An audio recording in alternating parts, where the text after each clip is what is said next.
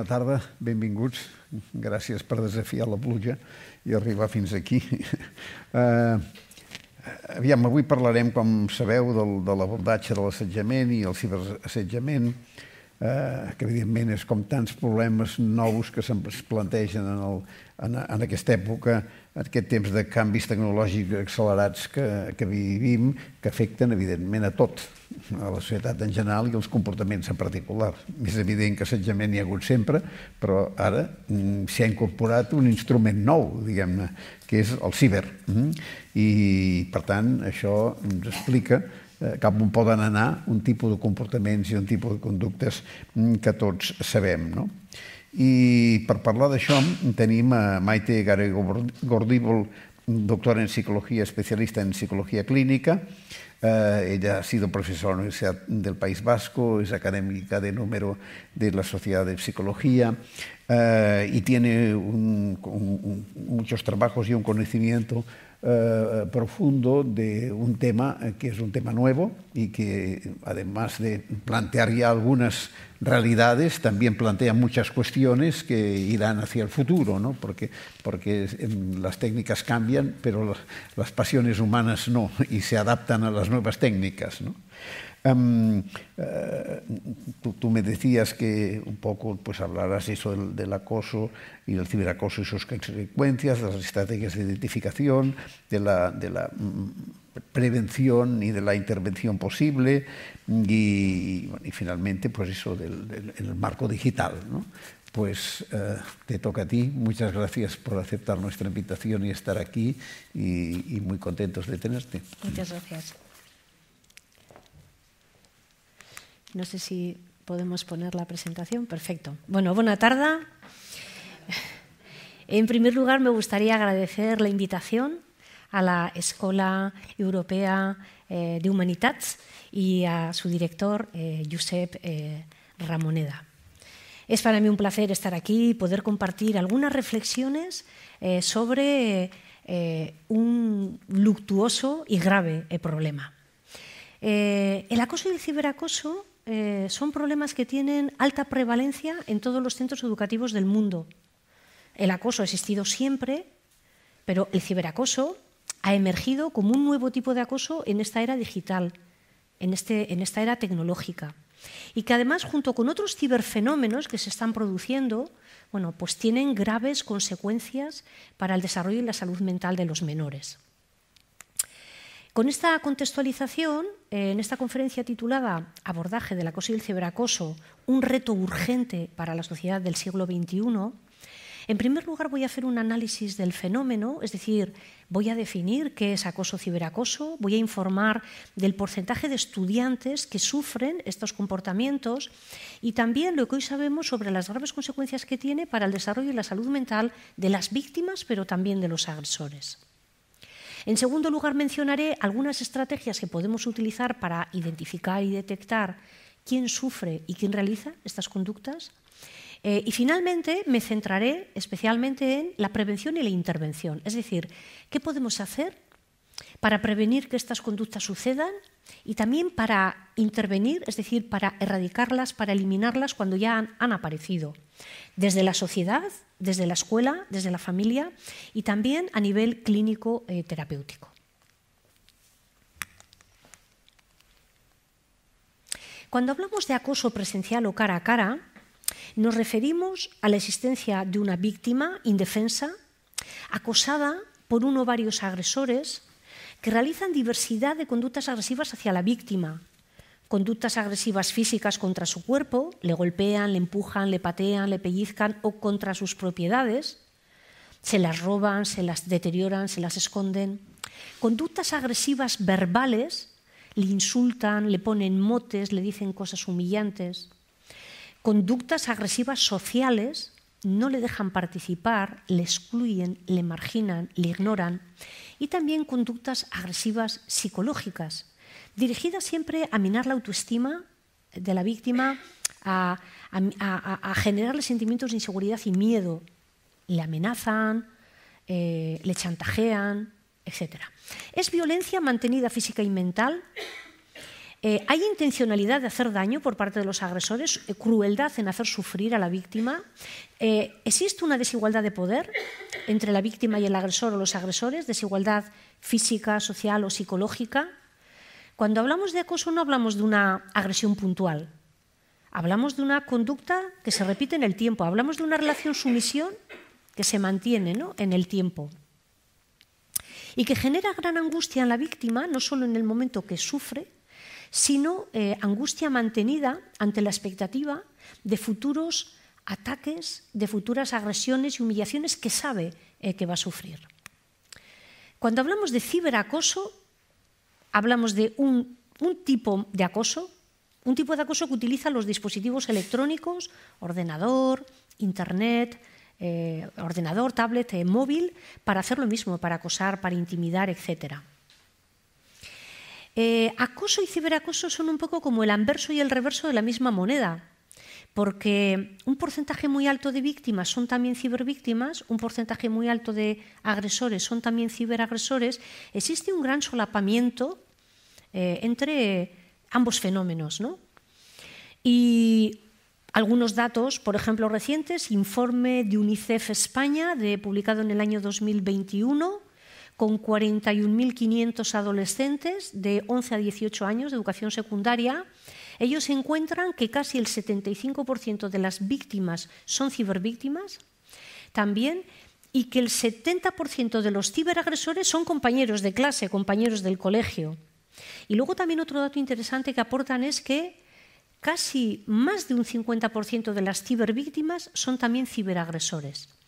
Es decir, hay víctimas puras que solo sufren, agresores puros que solo realizan, pero tenemos un porcentaje de estudiantes importantes que son víctimas y también agresores. Cuando hablamos de ciberacoso, ¿a qué tipo de conducta nos referimos? O sea, ¿qué hacen los ciberagresores? Por ejemplo, le envían mensajes a través del correo electrónico o del móvil a la víctima, mensajes ofensivos, insultantes, desvalorizantes, amenazantes, intimidatorios. Eres feo y gordo, todos te odian, deberías morir, eres una zorra, te vamos a machacar, mejor estaría el mundo si estuvieras muerto. Mensajes muy fuertes. Le hacen llamadas telefónicas, por ejemplo, anónimas, para generarle miedo e inseguridad, o directamente llamadas para insultarle, amenazarle o intimidarle. Manipulan fotografías de la víctima para ridiculizarla o para generar una falsa imagen de la víctima. La excluyen, no le dejan participar en grupos de WhatsApp o de Instagram o de TikTok, la excluyen de participar en redes sociales. Le roban, por ejemplo, la contraseña, suplantan su identidad y, por ejemplo, se dedican a enviar mensajes a todos los contactos de la víctima que van a pensar que es la víctima la que les está mandando esos mensajes insultantes para que rechacen a la víctima. Están, por ejemplo, en una comunidad online, en un videojuego, en un chat, y provocan a la víctima para que ésta se ponga violenta, y cuando se pone violenta la denuncian al administrador para que le deniegue el acceso a esa comunidad. Crean, por ejemplo, un perfil falso a nombre de la víctima, ofreciendo servicios sexuales gratuitos y poniendo el teléfono de la víctima, que no cesa de recibir mensajes solicitando llamadas de teléfono, solicitando esos servicios, o le dan de alta en un montón de páginas web para que sea víctima de spam, que le esté llegando continuamente publicidad que le bloquee el correo, difunden mentiras de la víctima, hacen circular rumores, la difaman para que sea despreciada por otros, difunden información confidencial, como por ejemplo sobre su orientación o su identidad sexual, o hablan mal de la víctima en foros, la desprecian, la denigran, dicen cosas muy negativas de ellas, o el típico comportamiento de ciberacoso que se llama el happy slapping, que en la traducción es paliza feliz, porque básicamente consiste en agredir a la víctima o colocarla en una situación humillante, filmar y difundir ese vídeo a través del móvil o subiéndolo a determinadas web. Así que cuando hablamos de acoso, ciberacoso, nos encontramos con tres perfiles: una víctima, muchos agresores, uno o más agresores, y muchos observadores cuyo silencio y pasividad permiten que esa situación se perpetúe en el tiempo. Muchas veces callan por falta de empatía, pero otras por miedo a que el agresor se vuelva contra ellos. Y precisamente este silencio de los observadores es tremendamente doloroso para las víctimas, porque, como dijo Gandhi, lo más atroz de las cosas malas es el silencio de la gente buena. Es decir, que muchos vean lo que le están haciendo a la víctima y que nadie responda. ¿Qué porcentaje de estudiantes sufre estos comportamientos? He realizado una revisión de más de 300 investigaciones de prevalencia, tanto de estudios nacionales como internacionales, y aproximadamente nos encontramos entre un 5 y un 10% de victimización, pero muy severa, muy frecuente, y aproximadamente un 40% de victimización más ocasional. Esto va en la línea de un reciente estudio que se ha publicado en el 2024 de la profesora Díaz Aguado y su equipo, realizado con 21.000 estudiantes desde cuarto de educación primaria a cuarto de educación secundaria de 15 comunidades autónomas, un estudio nacional. Y ellos han encontrado un 6,2% de víctimas de acoso y un 10,7% de víctimas de ciberacoso. Y alguna revisión más reciente a nivel internacional de Flannery et al. En el 2023, ellos encuentran 30% de acoso y 46% de ciberacoso. Existen algunas discrepancias en los resultados de los estudios, porque algunos miden el acoso severo, muy frecuente, mientras que otros incluyen también el acoso más ocasional, ¿no?, que se pueda producir. En cualquier caso, los datos evidencian que estamos hablando de un problema digno de consideración, lo que pone de relieve o permite enfatizar la necesidad de identificación, de prevención y de intervención. Los estudios que han analizado las consecuencias que tiene el acoso y el ciberacoso concluyen que tiene consecuencias muy negativas para todos los implicados. Si bien los efectos más graves los sufren las víctimas, también los acosadores tienen más riesgo de sufrir problemas psicosociales y trastornos psicopatológicos en la adolescencia y en la edad adulta. La victimización por motivos de acoso se ha convertido en un problema de salud mental, de salud pública. En el extremo puede conducir al suicidio y al asesinato. Escuchamos muy frecuentemente matanzas en centros educativos en Estados Unidos, y muchos de esos chicos, con la facilidad que tienen de acceso a las armas, realizan esos asesinatos, y muchos de ellos han sufrido acoso y ciberacoso. O sea, en el extremo puede llegar al suicidio y puede llegar al homicidio, pero aun cuando no tenga estos fatales efectos, muchas víctimas desarrollan muchos problemas académicos, emocionales, psicosociales y de salud mental. Chicos y chicas intelectualmente que funcionan muy bien, con buenas capacidades intelectuales, incluso algunos con altas capacidades, empiezan a tener problemas de rendimiento académico, incluso a sufrir fracaso escolar.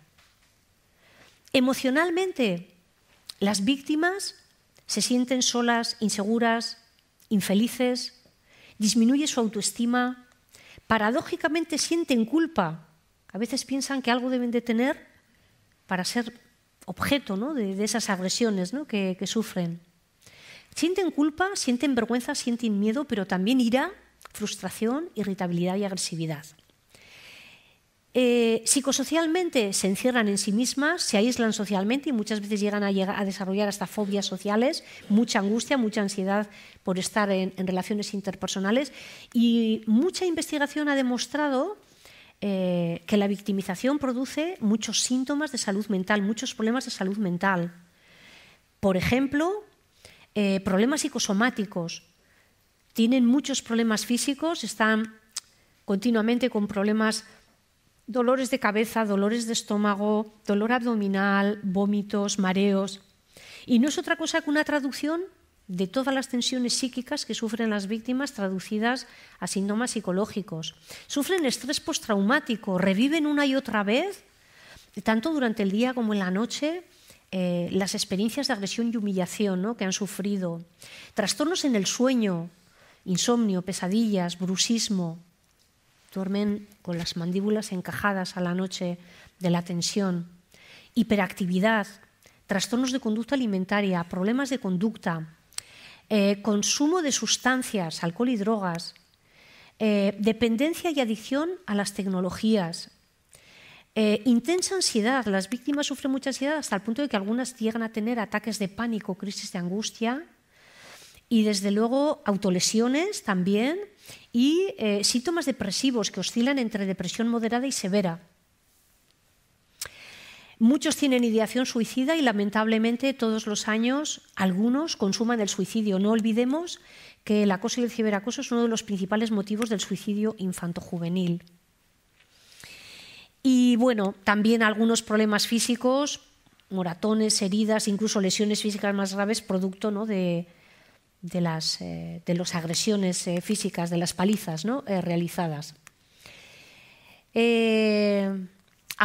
Aún el ciberacoso todavía es más hiriente por el aumento de la audiencia, son muchas las personas que ven la agresión o la humillación de la víctima, por el anonimato del agresor, muchas veces no saben quién está mandándoles ese mensaje o ese SMS o ese correo electrónico, y esto les genera muchos sentimientos de indefensión y de angustia. Y luego por el carácter ilimitado del hostigamiento, del ciberacoso, que una vez que se sube una foto o un vídeo al ciberespacio resulta tremendamente difícil erradicarlo, eliminarlo. Pero también, como decía antes, ser agresor, ser acosador también está relacionado con problemas académicos, emocionales, psicosociales y de salud mental. Los acosadores suelen tener muchos problemas de rendimiento académico y fracasar escolarmente con frecuencia. Desarrollan personalidades sin empatía, crueles e insensibles frente al dolor ajeno, con desconexión moral, no sienten culpa, no sienten sentimiento de responsabilidad ni autocrítica. Tienen muchas dificultades para controlar la ira y la impulsividad desde ese punto emocional, que les va a crear muchas dificultades de adaptación a lo largo de la vida. A nivel social suelen tener dificultades en las relaciones interpersonales, no solo con los iguales, con la familia, con el profesorado. Habilidades sociales deficientes, y también tienen riesgo de desarrollar, por ejemplo, pues, trastornos de personalidad antisocial, problemas psicopatológicos, como decía antes también, como consumo de sustancias. Está asociado, en la investigación se ha asociado con consumo de sustancias, de alcohol y drogas, con consumo de videojuegos violentos, con adicción y dependencia de las tecnologías. Y también algunos sufren ansiedad, depresión, incluso ideación suicida.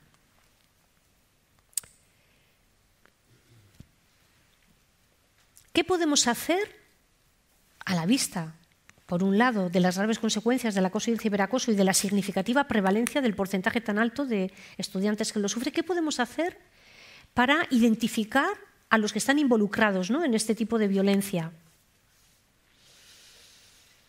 3 serían las estrategias que podemos utilizar para identificar a víctimas y agresores. 1, la observación de las conductas, observar la conducta tanto desde la familia como desde la escuela. 2, la información de los iguales, porque los iguales siempre saben lo que está pasando. Y 3, los autoinformes, donde las víctimas nos informan de las conductas que ellas sufren.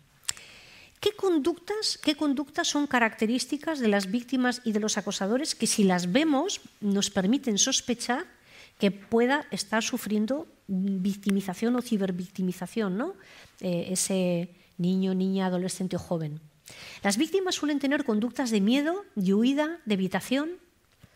Ocultan el problema, no lo cuentan. A veces les vemos haciendo rutas ilógicas para desplazarse al colegio, precisamente para evitar que los acosadores les intercepten. Tienen conductas depresivas, están tristes, están pesimistas, apáticos, poco comunicativos, lloran con facilidad. Tienen muchas conductas ansiosas, están nerviosos, ansiosos, tienen pesadillas. Cambios bruscos de humor, lo mismo están tranquilos que están nerviosos, lo mismo están tristes que se ponen irritables y agresivos. Suelen tener problemas en las relaciones interpersonales, no tienen muchos amigos, no les invitan a las fiestas de cumpleaños. De repente notamos descensos en el rendimiento académico, en chicos y chicas que iban bien. Les vemos también, por ejemplo, señales de agresión física, moratones, heridas, la ropa estropeada, y ocultan el origen de ello. Tienen muchos problemas psicosomáticos, como he dicho antes, muchos problemas físicos, pequeños problemas físicos, pero muchos problemas físicos que traducen todas esas tensiones psicológicas. De repente deciden que no quieren hacer esa actividad de ocio que hasta ese momento disfrutaban. O les vemos, por ejemplo, alterados después de estar en el ordenador, de recibir un mensaje electrónico o recibir un SMS o una llamada, ¿no? por teléfono. Si vemos estos indicadores, estas conductas, señal de alarma. A los acosadores se les ve más fácil, se les identifica más fácil. Normalmente tienen conductas, muchas conductas agresivas. Pegan, golpean, empujan, insultan, humillan, resaltan los defectos de los demás.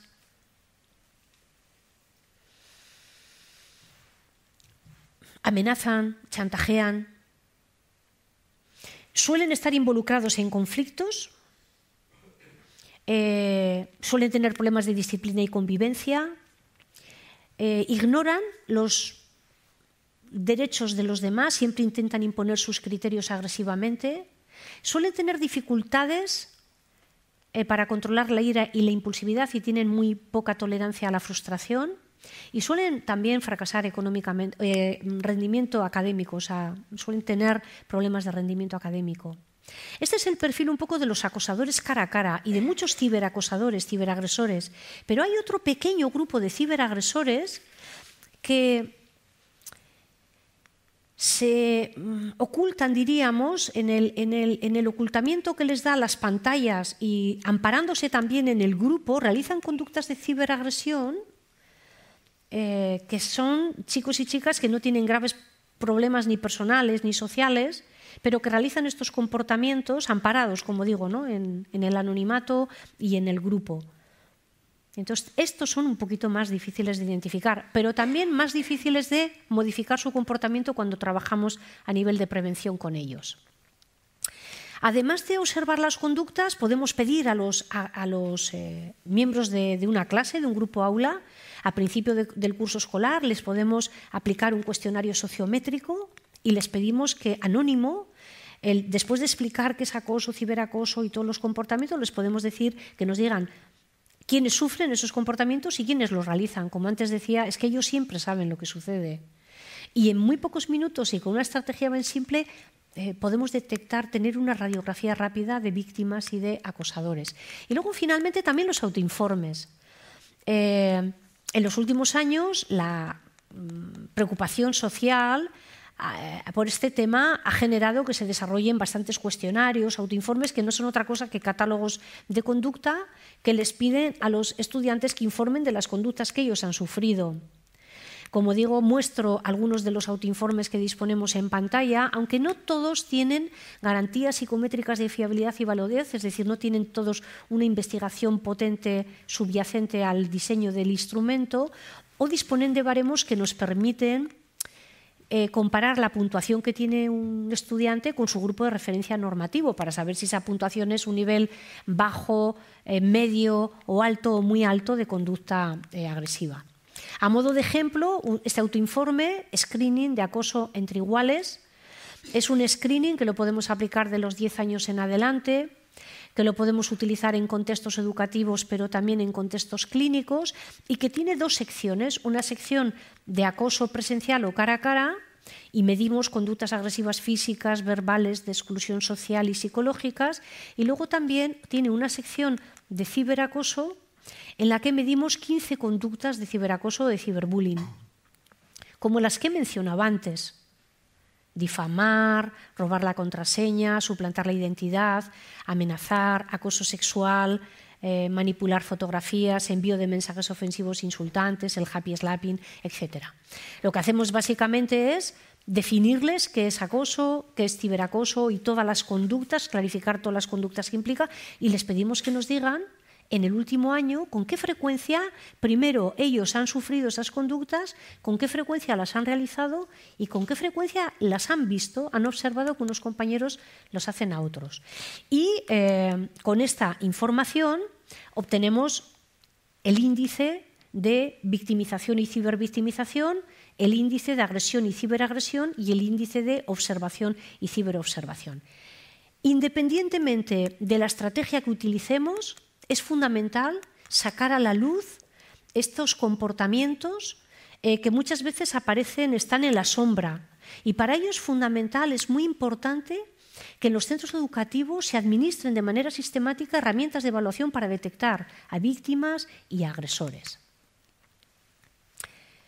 Acoso, ciberacoso, prevención e intervención. ¿Qué podemos hacer para prevenir que estas conductas sucedan? ¿Y qué podemos hacer para eliminarlas, para erradicarlas cuando ya han sucedido, cuando ya han aparecido? Bueno, lo primero que hay que señalar es que la conducta violenta está determinada por muchos factores. O sea, el hecho de que los seres humanos seamos violentos se deriva de muchos factores. Factores culturales, por ejemplo, hay culturas que reprueban la agresión mientras que otras la recompensan. Factores familiares. Los niños, niñas y adolescentes violentos suelen estar dentro de familias desestructuradas, familias donde no hay afecto, donde no hay cariño, donde hay maltrato, donde hay abuso, donde hay conflictos de pareja, consumo de drogas, modelos de conducta de educación parental autoritarios, agresivos, o también en familias muy permisivas, que dejan hacer lo que quieren sin poner disciplina, sin tener una disciplina consistente. También factores escolares. Hay centros educativos que no sancionan la conducta violenta, que no transmiten valores ético-morales o de respeto por los derechos humanos, o que incluso pueden transmitir estereotipos sexistas, racistas, homófobos, etc. Así que la conducta violenta está multideterminada, surge por muchos factores y por ello, cuando queremos prevenir o intervenir sobre la conducta violenta, debemos de hacerlo multidireccionalmente, es decir, desde la sociedad, desde la escuela, desde la familia, y cuando ya el comportamiento ya ha aparecido, tenemos una víctima y un acosador, también desde el contexto clínico terapéutico, con ambos. ¿Qué podemos hacer desde la sociedad? Bueno, uno, controlar toda la violencia que se expresa en las pantallas, televisión, internet, videojuegos. Sabemos que ver violencia, tanto sea presencialmente como virtualmente, aumenta la probabilidad de la conducta violenta y disminuye la empatía hacia las víctimas. Controlar toda esa violencia. Dos, desarrollar campañas mediáticas tanto para eliminar los mitos o las creencias erróneas que todavía existen en la sociedad sobre el acoso y el ciberacoso, eso de son juegos, son bromas de niños, no tienen importancia, si el acoso curte, si esto ha pasado siempre, las víctimas que son un poco quejicas. O también para sensibilizar a la población sobre las graves consecuencias que tiene el acoso y el ciberacoso para el desarrollo y para la salud mental de víctimas y de agresores. Adoptar actitudes, los adultos debemos de adoptar actitudes combativas intelectual y moralmente contra la violencia, contra todo tipo de violencia, violencia de género, racista, religiosa, etc. Necesitamos dinero, inversión de recursos económicos para desarrollar recursos educativos, conferencias, charlas, talleres donde estén padres e hijos que puedan debatir y hablar de todos estos temas. Y también tenemos un problema de regulación penal del acoso y el ciberacoso. Cuando hay una denuncia, hay que ir buscando las conductas denunciadas, buscándolas en otros tipos de penales.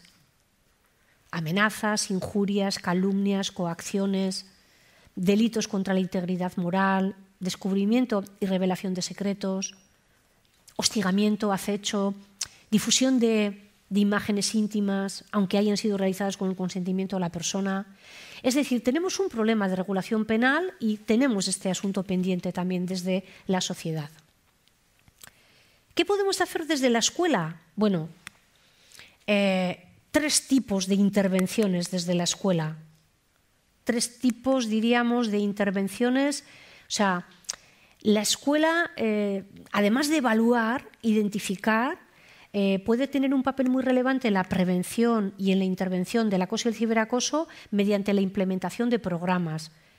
3 tipos de intervenciones: programas de desarrollo socioemocional, programas anti-bullying propiamente dichos, y cuando ya la victimización se ha producido, activar el protocolo anti-bullying que tenemos en todas las comunidades autónomas. Cuando hablamos de desarrollo socioemocional, nos referimos a competencias sociales, a desarrollar competencias sociales y emocionales. Competencias sociales como la capacidad de comunicación, la conducta prosocial, la conducta asertiva, la capacidad para resolver conflictos interpersonales de manera pacífica, la capacidad para identificar y eliminar estereotipos y prejuicios que conducen a conductas de discriminación, la capacidad para desarrollar comportamientos basados en valores ético-morales y de respeto por los derechos humanos, y también competencias emocionales como la capacidad para identificar emociones positivas y negativas en uno mismo y en los demás, la capacidad cognitiva para ser capaz de analizar causas y consecuencias de las emociones, la capacidad para expresar adecuadamente las emociones, para regular la expresión de las emociones, la capacidad de activar también emociones positivas en uno mismo y en los demás,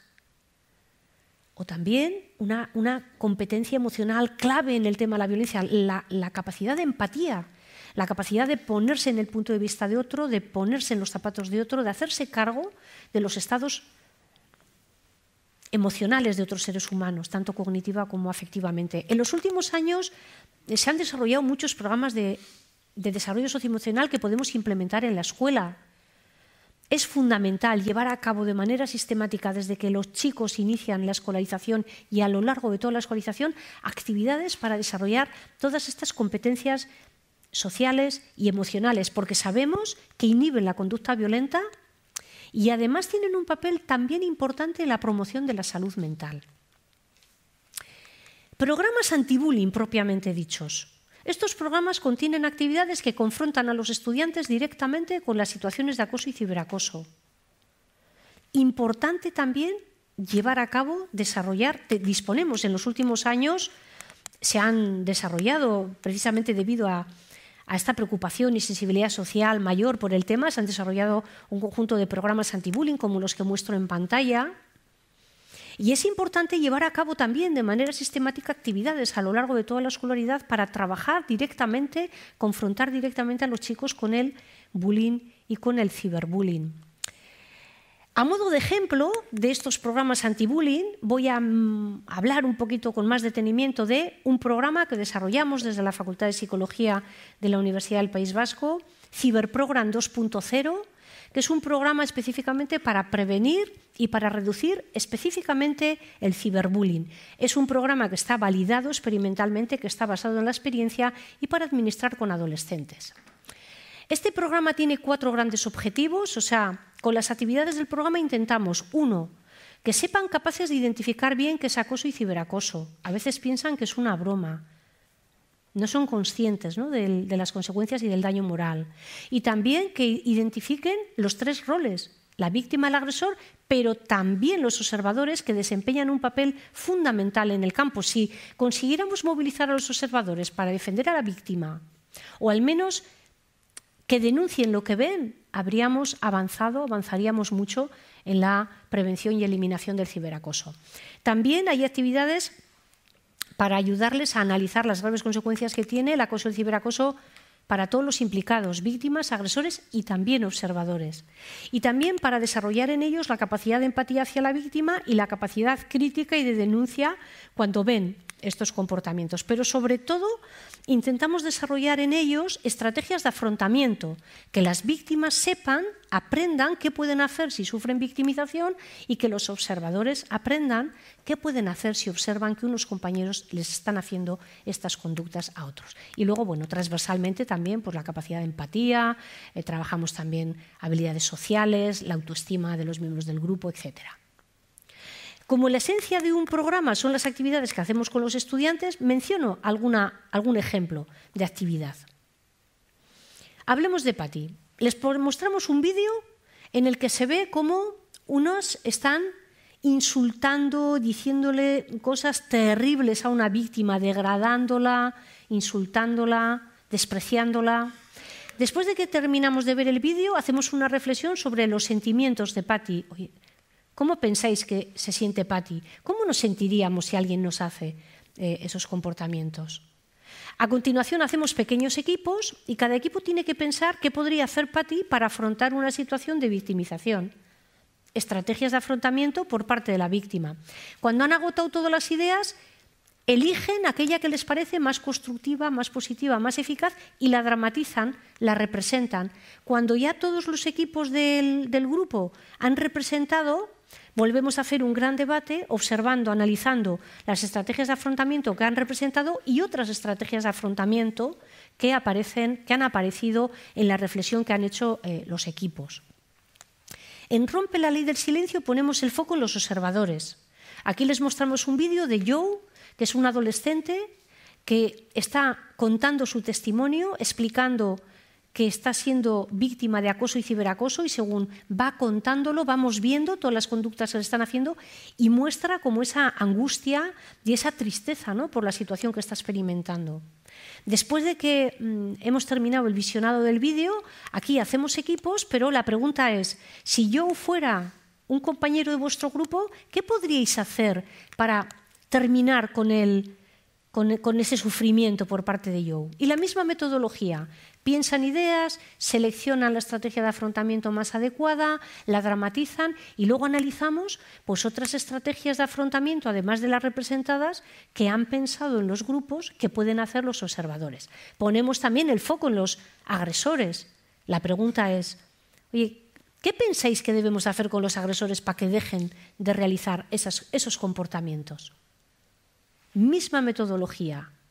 Piensan ideas, seleccionan la más eficaz, la dramatizan y hacemos un debate sobre el daño moral.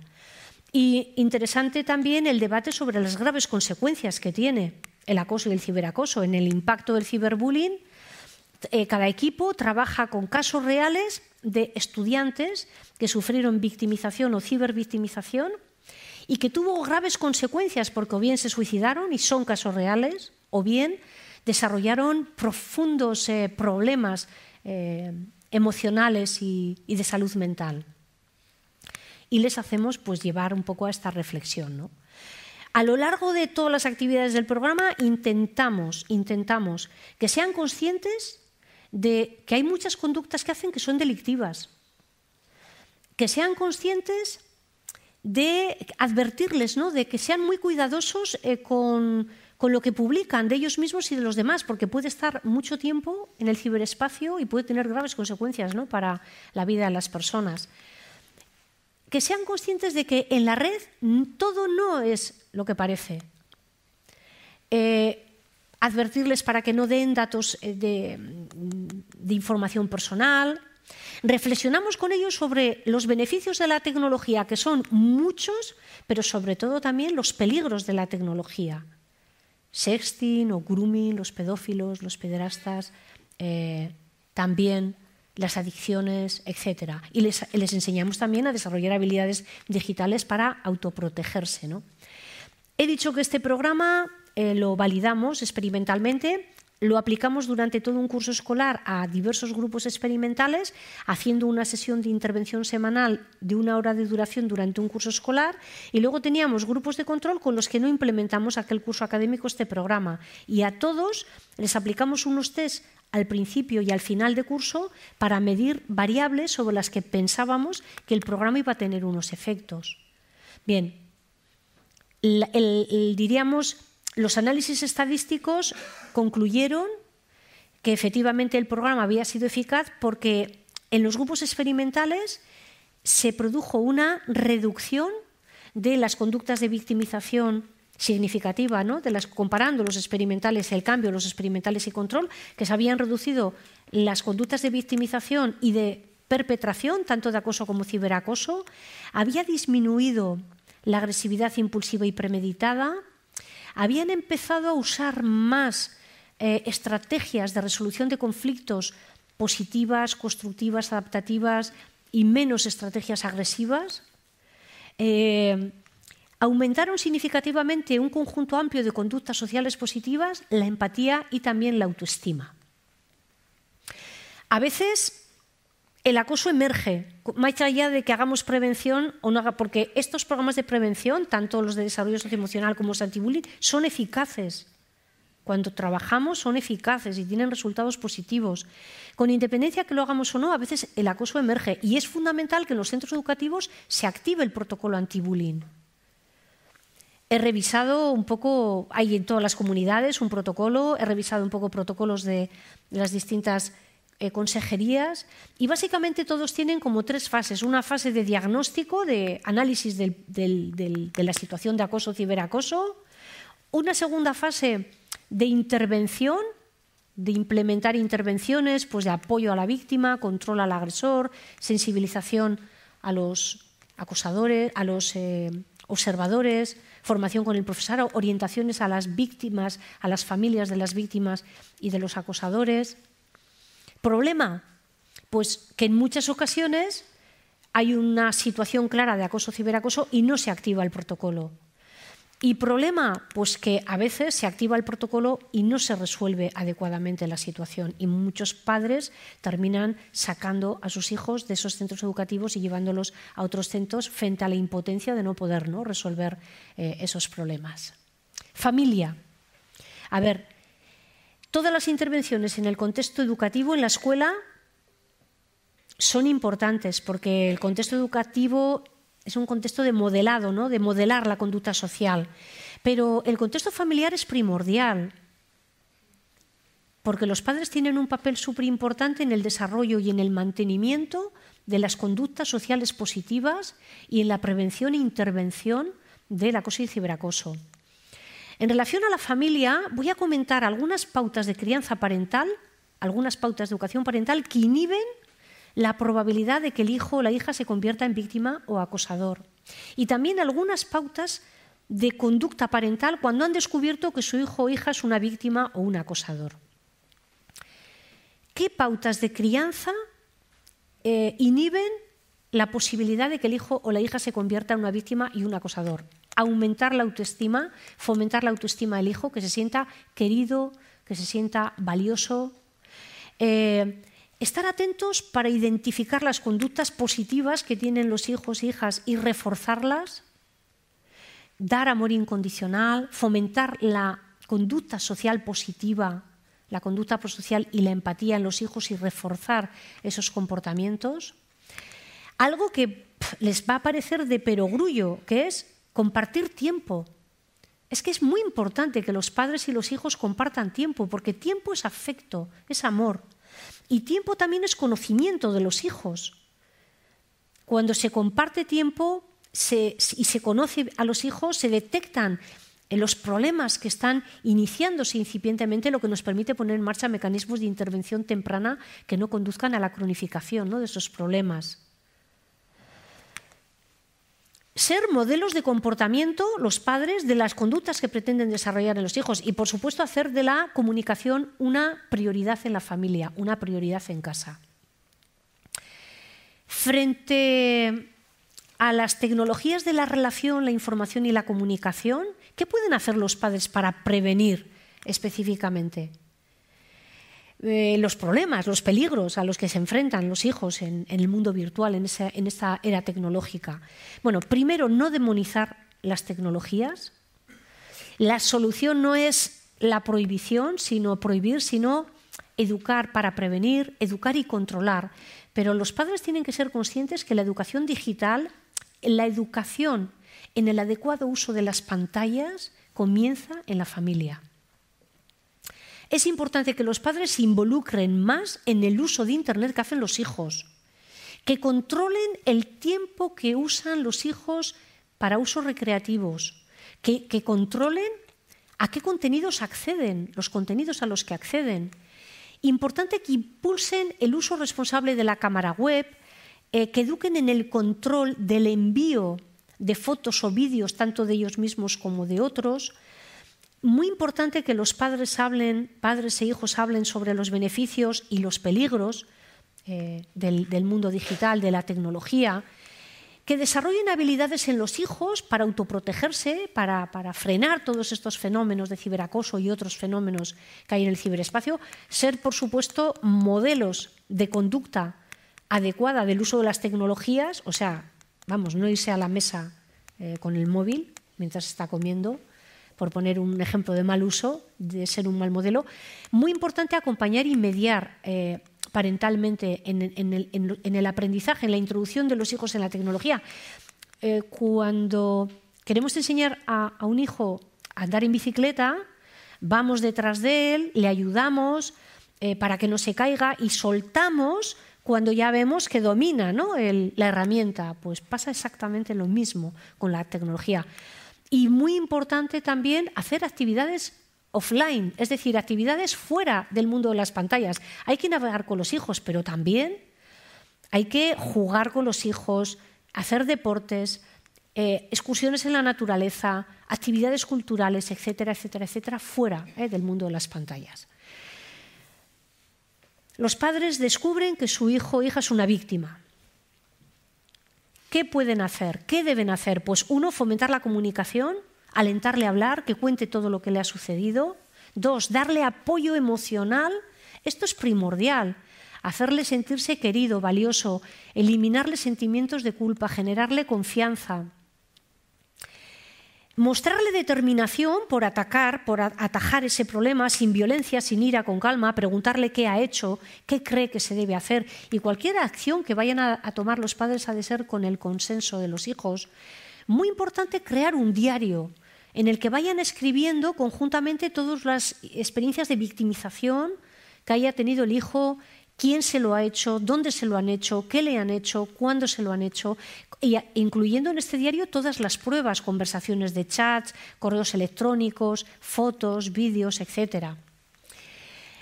No decirle que lo resuelva solo, porque si hubiera podido resolverlo solo lo hubiera hecho, y no alentarle a la agresividad y a la violencia para hacerlo, pero sí desarrollar en él habilidades sociales para defender sus derechos y también reforzarle su autoestima. Importante que los padres pidan activar el protocolo anti-bullying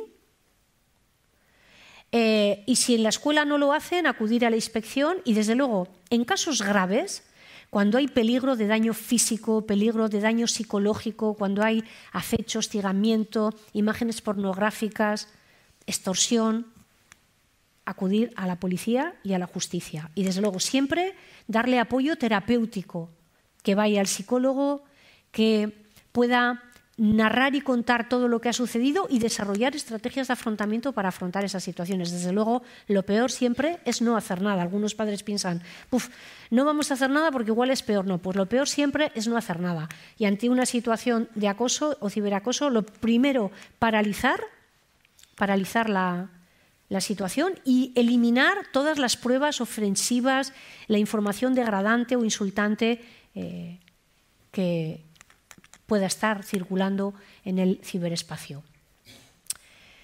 A ver, con los padres de los acosadores es más complicado, porque tienden a negar que su hijo es un acosador. Hay que transmitirles que tanto el desarrollo como la salud mental de su hijo también está en juego. Es importante que los padres hablen con el hijo, que hablen con calma, que descubran por qué el hijo es un acosador, que no culpen de la conducta del hijo a otros, que averigüen si el hijo está participando en grupos antisociales o en grupos de haters, de estos odiadores que hay en las redes sociales o en discursos de odio. Importante que los padres le transmitan tolerancia cero a la violencia. Te hace daño a ti y le hace daño a la víctima. Le hace daño a la víctima, pero también te hace daño a ti. Fundamental, cese de la conducta de acoso, pedir perdón y reparar daños, sean daños materiales, psicológicos, morales, de honor. Desarrollar también en ellos la capacidad de empatía, la conducta prosocial y reforzarla, y también apoyo terapéutico, apoyo en la consulta del psicólogo. Y ya intervención en el contexto clínico terapéutico. O sea, ya nos encontramos con una situación de victimización o cibervictimización, tenemos ya una víctima y un agresor y hay que poner en marcha una intervención clínico terapéutica. Cuando llegan a la consulta, la víctima y el acosador, o como decíamos, la víctima y acosadora también, llegan a la consulta, hay que poner en marcha, hay que realizar una evaluación psicológica en profundidad, a través de entrevistas, a través de la aplicación de test, recoger información sobre la historia de victimización, la historia de perpetración, el uso de Internet y las redes sociales, la historia evolutiva, el desarrollo de ese chico o chica, los síntomas clínicos que puede tener, psicopatológicos de los que mencionaba antes, cómo es ese contexto familiar. Con todo ese pool de información, formular un diagnóstico, unos objetivos terapéuticos, se diseña un tratamiento, se implementa ese tratamiento y se evalúa la eficacia de ese tratamiento para ver si van resolviéndose o no los problemas. Normalmente con la víctima se trabaja la autoestima, la resiliencia, el control de emociones, el desarrollo de habilidades sociales. Con el agresor, desarrollar la capacidad de empatía, que sea consciente de las consecuencias de sus acciones, desarrollar habilidades sociales, ayudarle a controlar la ira y la impulsividad y aumentarle la tolerancia a la frustración. Con ambos, el control de la vida en el ciberespacio y luego pues, otros problemas que hayamos podido, otros objetivos terapéuticos que hayamos podido tocar en el diagnóstico, ¿no? Somatizaciones, trastornos de sueño, ideación suicida, todo ese pool de problemas del que he hablado antes. Y ya casi cerrando un poco la intervención, sí me gustaría llamar la atención sobre el hecho de que el ciberacoso es solo un problema, un peligro del mundo digital y que los menores que están usando Internet y las redes sociales se exponen a un montón de peligros y problemas que se pueden encontrar. En los últimos años, cuando digo los últimos años, en los últimos 5 años se ha desarrollado un montón de investigación sobre los efectos que tiene en la salud mental el uso problemático de Internet y las redes sociales. Y cuando hablo de uso problemático, hablo de uso excesivo, inadecuado, compulsivo. Bueno, pues la investigación muestra que aquellos que pasan muchas horas conectado, excesivamente horas conectado, desarrollan muchos problemas de salud mental. Estrés, ansiedad, depresión, ideación suicida, suicidio, problemas psicosomáticos, trastornos en el sueño, trastornos de conducta alimentaria, anorexia, bulimia, adicciones, muchas adicciones, adicciones a la pornografía, adicciones a Internet, al móvil, a las apuestas, a las compras. Muchos problemas de salud mental, el uso excesivo de las pantallas.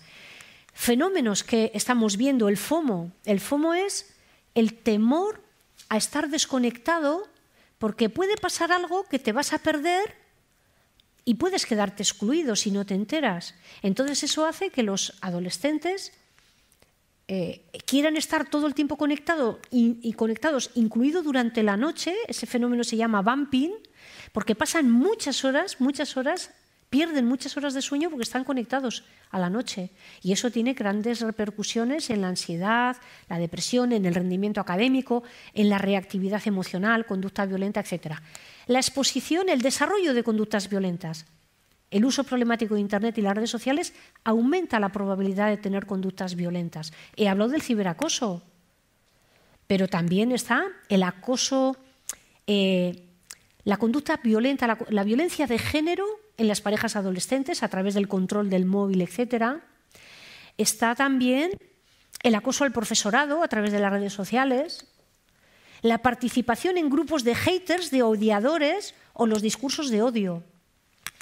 Conductas de riesgo sexuales, selfies que muchas veces conducen a muertes accidentales, y luego la participación en peligrosos riesgos virales. Por ejemplo, el riesgo de la asfixia consiste en asfixiarse durante mucho tiempo hasta que caen desmayados. O el riesgo de los somníferos consiste en tomar un montón de somníferos y gana el que más tarde se duerme. De locos.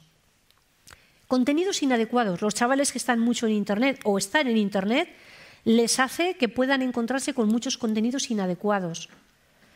De violencia extrema, y cuando hablo de violencia extrema hablo de asesinatos y suicidios en directo, que nos lo están diciendo los chavales, de las cosas que ven, pornografía, desinformación, fake news, páginas web que fomentan los trastornos de conducta alimentaria, las autolesiones, el suicidio, de locos.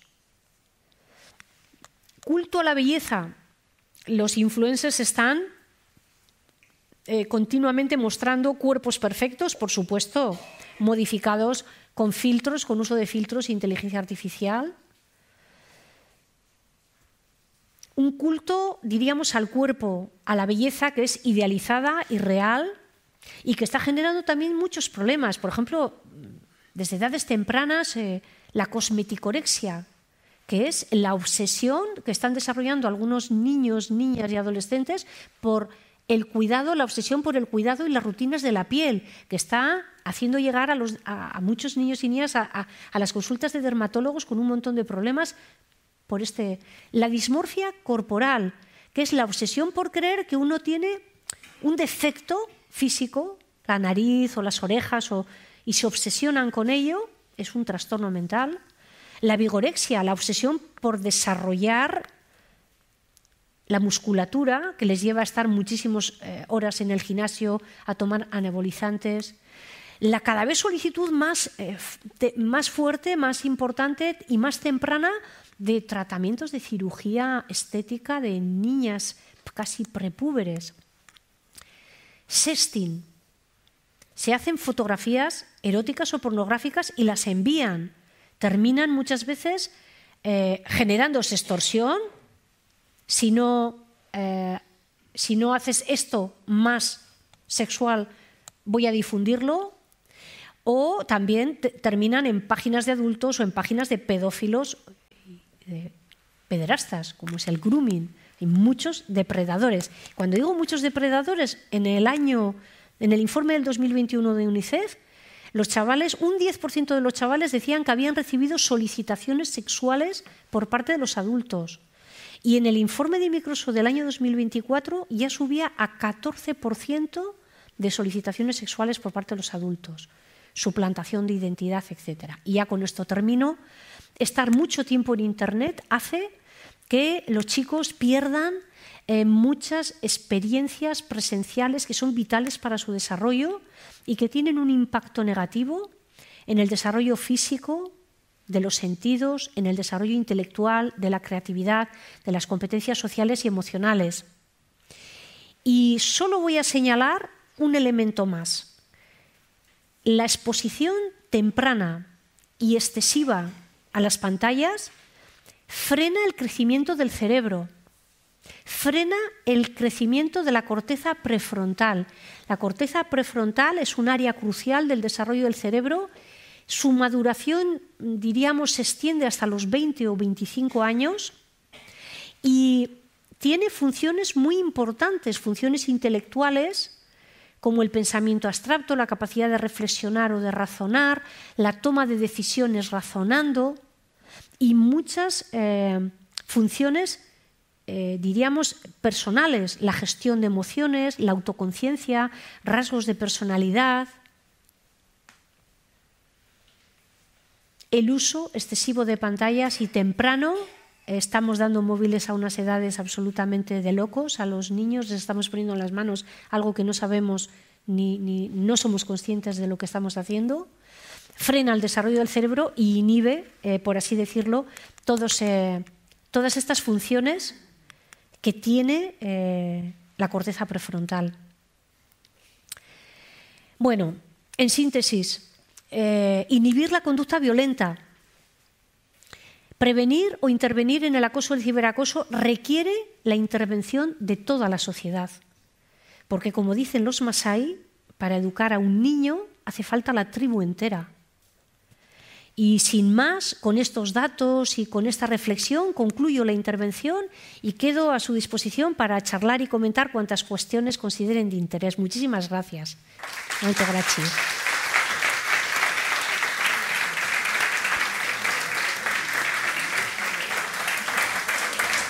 Gracias. Algunas cuestiones. La primera de ellas, el hecho de que haya hablado estrictamente del mundo de la educación, ¿es una opción metodológica o es porque es el territorio en el que más se da este tipo de actitudes cibernéticas?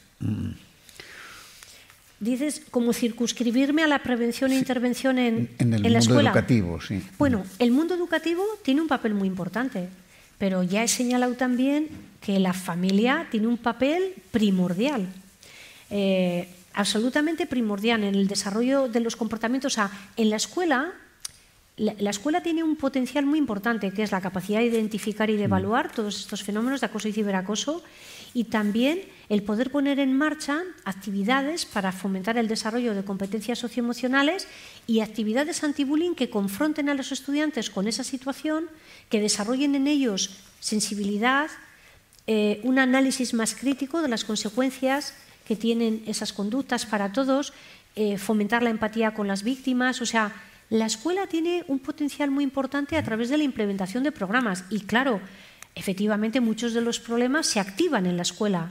Como he dicho antes, incluso el ciberacoso, muchos de los ciberacosadores están en la escuela, también otros fuera, pero muchos pertenecen al mundo del colegio. Entonces, el colegio, las intervenciones en el colegio tienen que ser nucleares, muy importantes, pero la familia es fundamental también, tanto para el acoso, diríamos, para lo que es el modelado de la conducta violenta. Nosotros sabemos que los padres que son modelos de conducta social positiva y que son modelos de empatía y que refuerzan a sus hijos en esos comportamientos, tienen hijos con menor probabilidad violentos.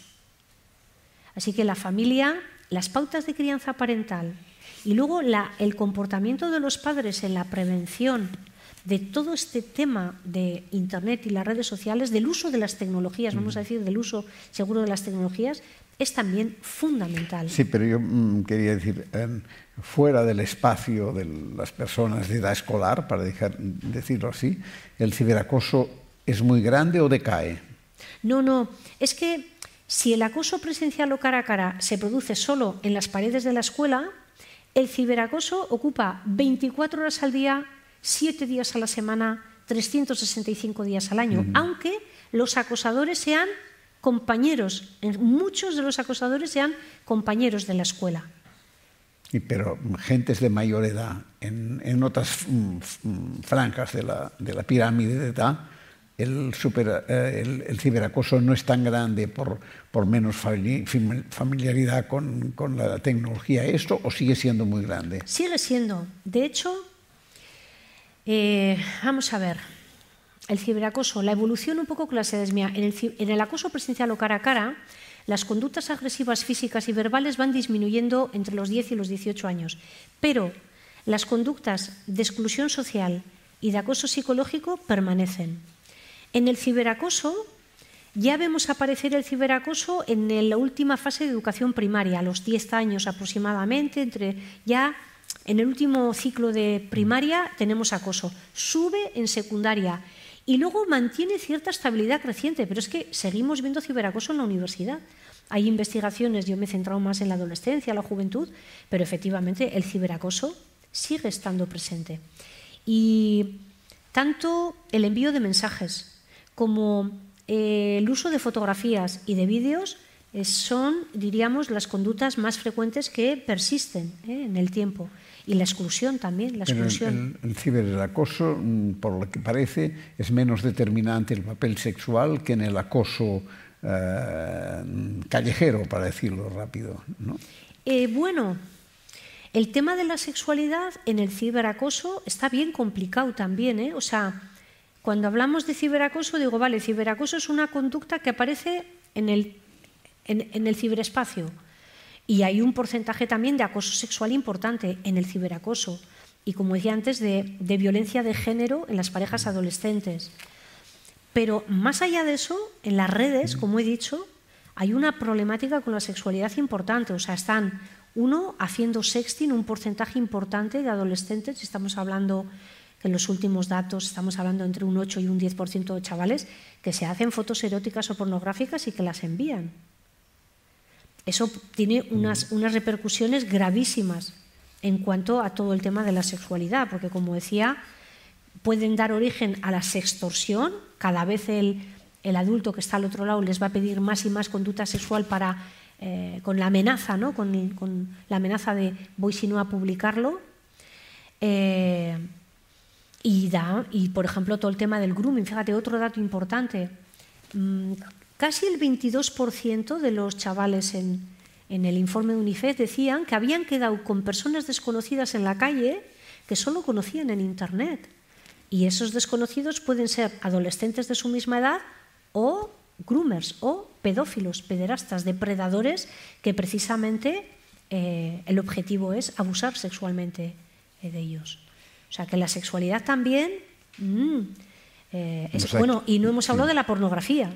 O sea que fuera del marco, digamos, educacional también existe un peso importante el ciberacoso. Sin ninguna duda, sin ninguna duda. El ciberacoso se extiende a toda la vida, ¿no? de los menores, 24 horas por 7, ¿no? Al día a la semana. Sí, sí. No hay manera de escapar del ciberacoso y no hay manera de escapar de todas las problemáticas que estamos comentando del uso problemático de Internet y las redes sociales.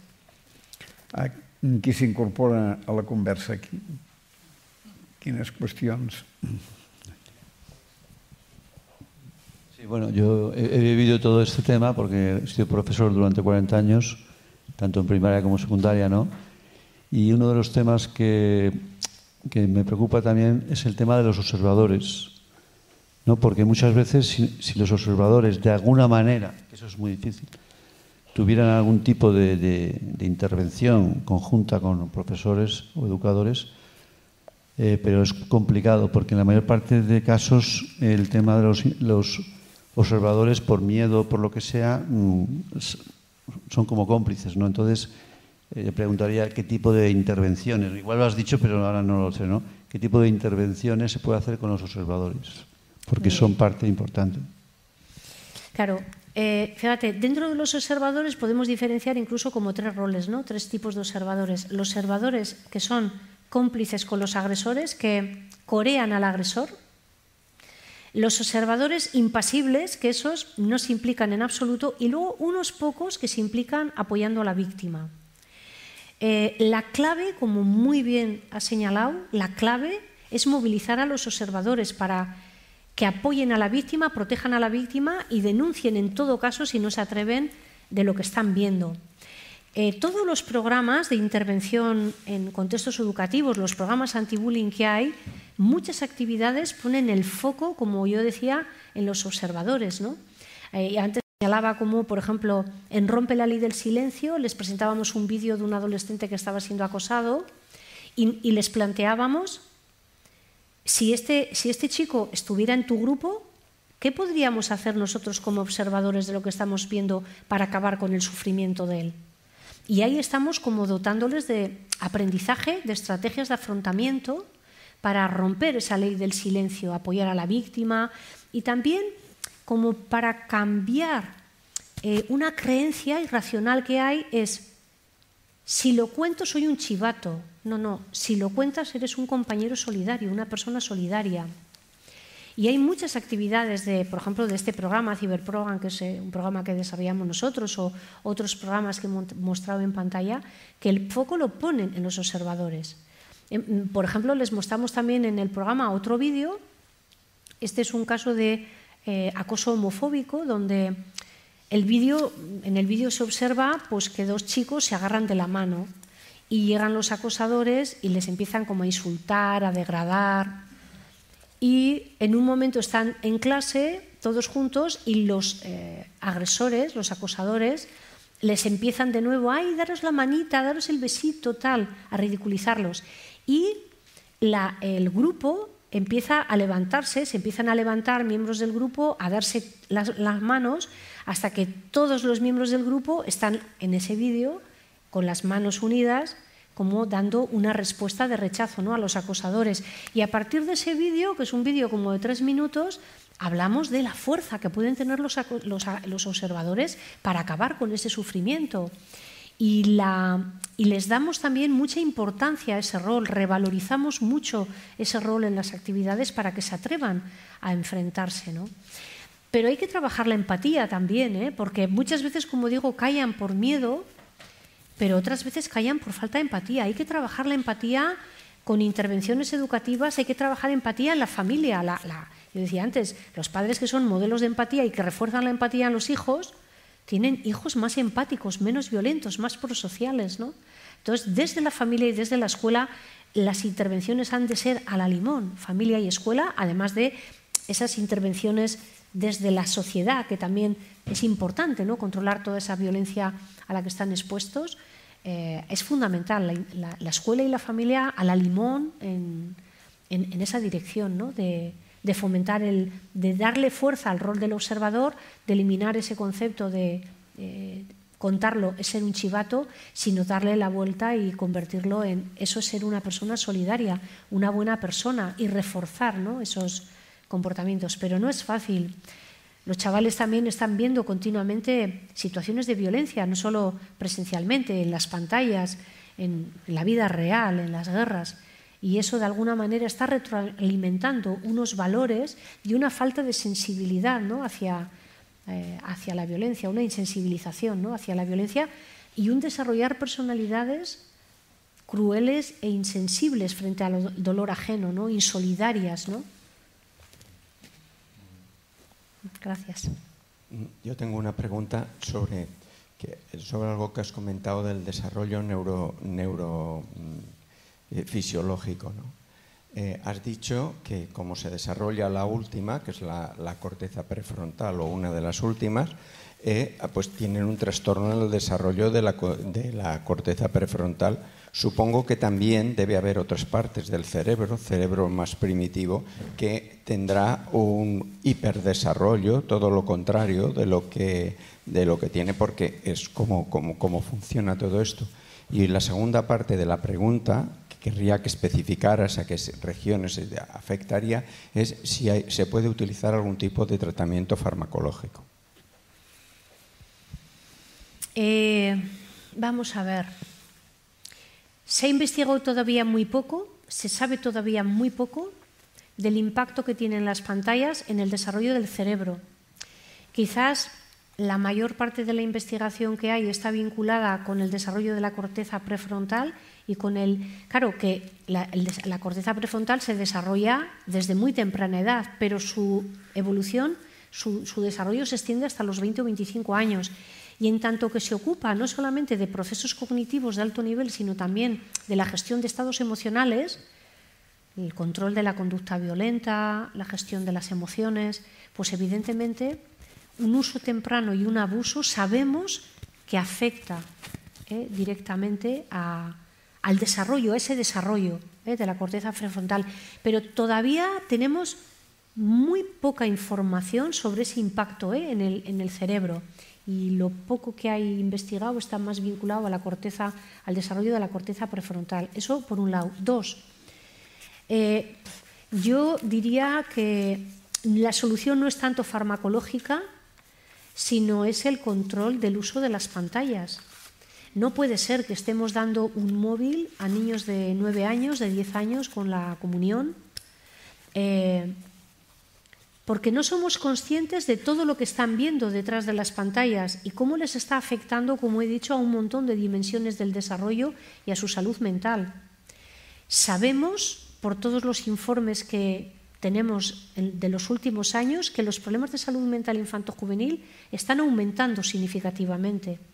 Y mucho de ese incremento tiene que ver también con el uso de Internet y con las redes sociales, con la exposición, como decía, que tienen a contenidos inapropiados y con el impacto que tiene ese uso excesivo e inadecuado, ¿no? de las pantallas. Así que creo que como estrategia sería más útil hacer lo que hacen los padres de las grandes tecnológicas de Silicon Valley, que no dan un móvil a sus hijos antes de los 16 años. En las escuelas donde se educan los hijos de las grandes tecnológicas, de los CEOs de las grandes tecnológicas, solo se utiliza la tecnología para el aprendizaje. Está prohibido el uso de la tecnología para lo recreativo. Y los padres de Silicon Valley acompañan a los hijos en todo ese aprendizaje, empiezan navegando con ellos, y hacen todo un trabajo con los hijos de mediación parental y de control parental de las pantallas. O sea, creo que la estrategia para resolver estos problemas ha de ir más por el control de la tecnología, pero no solo control de te lo prohíbo y no lo usas, que también hasta determinada edad no deberíamos de dar móviles para ese uso recreativo en el que están, y barra libre en Internet, uso de Internet y redes sociales, sino también hay que acompañar, hay que hacer mediación parental, acompañamiento, aprendizaje a los hijos en todo ese proceso de introducción en el mundo virtual, ¿no? en la era tecnológica. O sea, soluciones farmacológicas, pues creo que iría más por el otro tipo de soluciones, aunque quizás en el tiempo se desarrollen algunos elementos farmacológicos que puedan ser de ayuda, ¿no?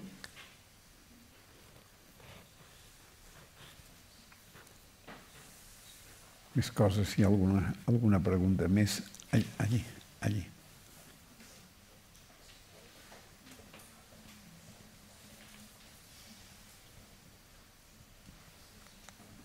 Hola, Maite. ¿Puede ser que una persona, un adolescente o niño se convierta en víctima, y digo se convierta entre comillas, como algo, como para llamar la atención de padres ausentes, para que esos padres estén y acompañen? ¿Puede ser eso también? Inconscientemente un adolescente, un niño se convierta inconscientemente en víctima justamente para llamar la atención de sus padres. Si lo comenta con sus padres o si no. No sé si el motivo puede ser llamar la atención, que quizás, pero creo que cuando los padres están ausentes, el hijo crece en una posición de vulnerabilidad muy fuerte, y eso le hace de alguna manera ser objeto de victimización, que los acosadores le conviertan en víctima, porque al ser vulnerable tampoco desarrolla estrategias de afrontamiento. Fíjate, yo he dicho que el acoso y el ciberacoso, la victimización puede tener consecuencias muy negativas, y he enumerado muchas consecuencias negativas, pero también sabemos que hay, diríamos, algunos factores sociales y personales que son factores protectores de que alguien pueda ser victimizado. Y, por ejemplo, uno de ellos tiene que ver con la conexión social. La conexión con los padres es un factor protector de primer nivel. Estar en familias adecuadas, cohesionadas, donde hay afecto. La conexión social con los iguales, el tener amigos. Y también la conexión social con el profesorado. Eso en cuanto a factores sociales que tienen un efecto de protección de la posibilidad de ser victimizado. O sea, cuanta más conexión social, menos probabilidad de que te conviertas en una víctima. Y luego también factores personales, ¿no? O sea, la capacidad de resolver conflictos, el optimismo, la resiliencia, la buena autoestima, tener mecanismos de autocontrol, tener competencias sociales y emocionales, inteligencia emocional. Todos esos factores personales previenen, por un lado, de la posibilidad de ser victimizado, o incluso, si en un momento uno es victimizado, corre menos riesgo de que sea conducido a graves consecuencias, como decía antes, para el desarrollo y la salud mental. O sea que la familia tiene un papel protector muy, muy, muy importante, con sus pautas de educación parental, con su presencia, y en ese sentido familias ausentes efectivamente hacen vulnerable al hijo y hay más probabilidad de que se convierta en víctima.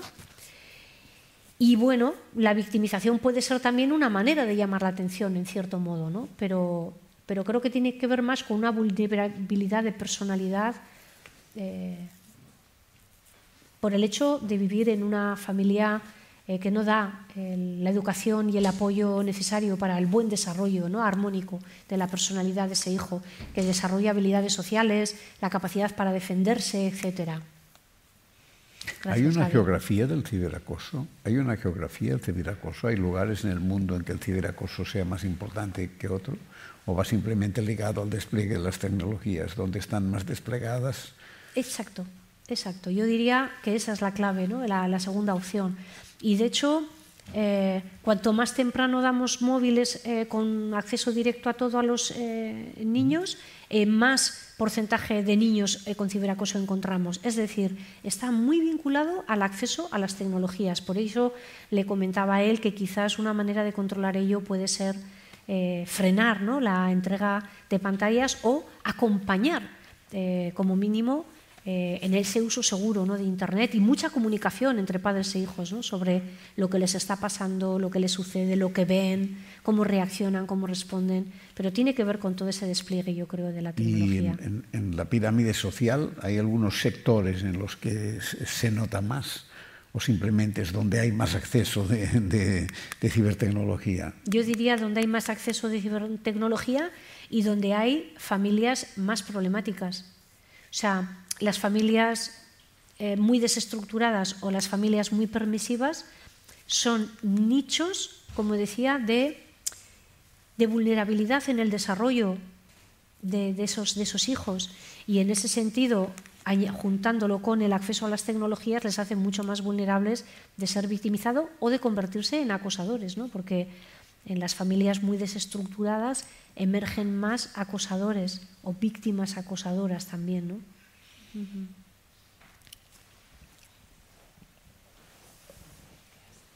Bueno, me gustaría, en primer lugar, felicitarte por la exposición, que me ha parecido muy interesante y muy exhaustiva. Muchas gracias. Y, en segundo lugar, me interesaría incidir en la conducta del profesorado. Es decir, como factores tan importantes a la hora de aplicar el protocolo frente al ciberbullying a nivel escolar, yo lo que me he encontrado como psicóloga educativa han sido dos posturas muy, muy diferentes en el profesorado.